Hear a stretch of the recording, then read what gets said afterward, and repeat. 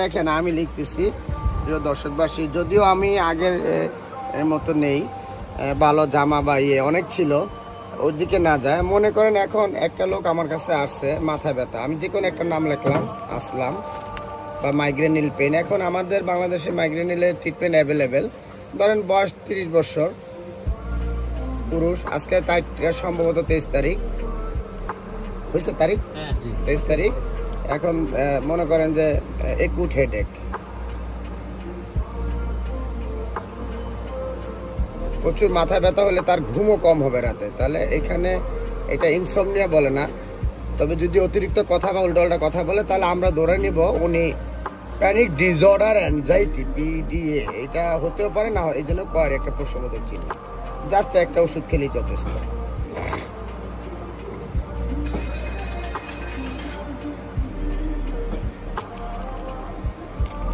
এখানে অন্য কোনো সাইড এফেক্টগুলি যদি থাকে তাহলে সেক্ষেত্রে তাকে সিটি স্ক্যান দিতে হবে অ্যাজ এ ফিজিশিয়ান, চিকিৎসক যা মনে করবে ফিজিশিয়ান। এখানে আমি প্যারাসিটামল দিয়ে সাধারণত চিকিৎসা দিয়ে থাকি। অনেক প্রোডাক্টই আছে আমাদের বাংলাদেশে, অনেক ফার্মাসিউটিক্যালের। তবে এই রুগীকে সাধারণত নিউরো মেডিসিনের দেখানোই দরকার, উনি আমার চেয়ে ভালো বুঝবে। আর সাথে একটা আমি ছোটোখাটো একটা গ্যাসের ওষুধ দিয়ে দিলাম। অনেক সময় অনেক বেশি ওষুধ খেলে পেটে জ্বালা পড়া হতে পারে, জোরেলে একটা করে 2 বার। আর এই একুট হেডেকটা সাধারণত রোগের উপসর্গ, অন্য রোগের।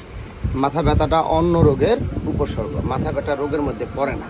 অন্য কোনো প্রবলেম থাকলে সেটাই আপনাকে ওইটা মানে যে সাইড এফেক্টগুলি হয় আর কি।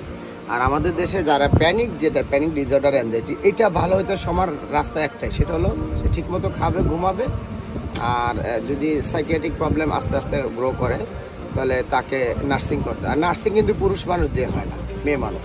তো সেক্ষেত্রে আপনার মেডিটেশনটাই বেস্ট আর কি, আমি যেটা মনে করি। আমি সরকারি মেডিকেলে পড়ছি, সরকারি জব করি নাই। সরকারি একবার পিজিতে কিছুদিন ছিলাম, যদিও ভাইয়া বলছে রংপুর মেডিকেলে জব করছে, কিন্তু আসলে না। রংপুর মেডিকেলে লেখাপড়া ট্রেনিং, ঢাকা মেডিকেলে দেশের বাইরে ট্রেনিং।